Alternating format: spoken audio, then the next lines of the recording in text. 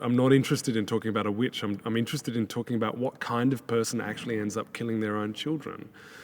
And I think ultimately that's actually what has kept every generation fascinated with this story since people were first telling it to each other around a campfire in ancient Greece.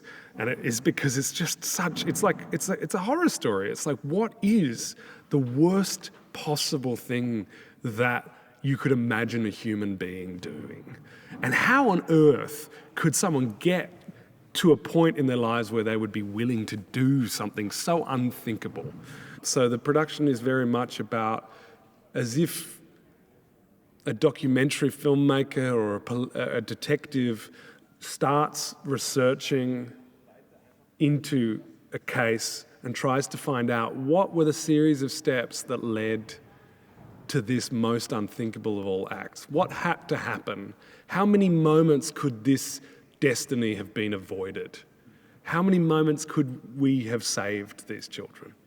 If you look at the backstory in Medea, she was a very welcome guest when she was bringing Jason and the Golden Fleece and all of the wealth and success and fame to Creon's throne.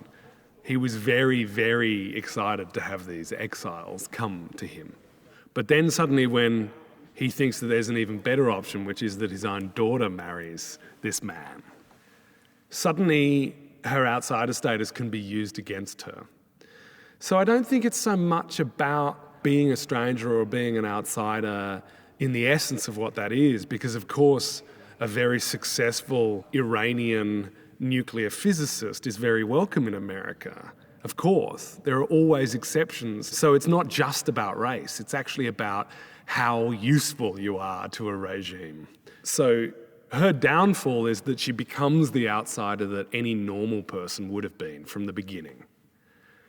And so Medea suddenly loses her special status and she becomes just an outsider.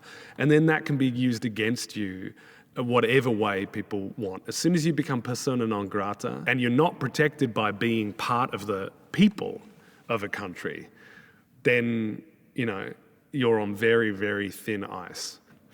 And I think that that's kind of what I find so wonderful about the exploration in Medea is that you can read it like the horrible act of an awful, strange witch, or you can go, no, this is absolutely logical.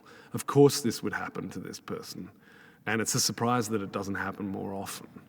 And I think that's kind of the story that I want to tell, the social story, and what our responsibility is to people who are starting to lose their mind.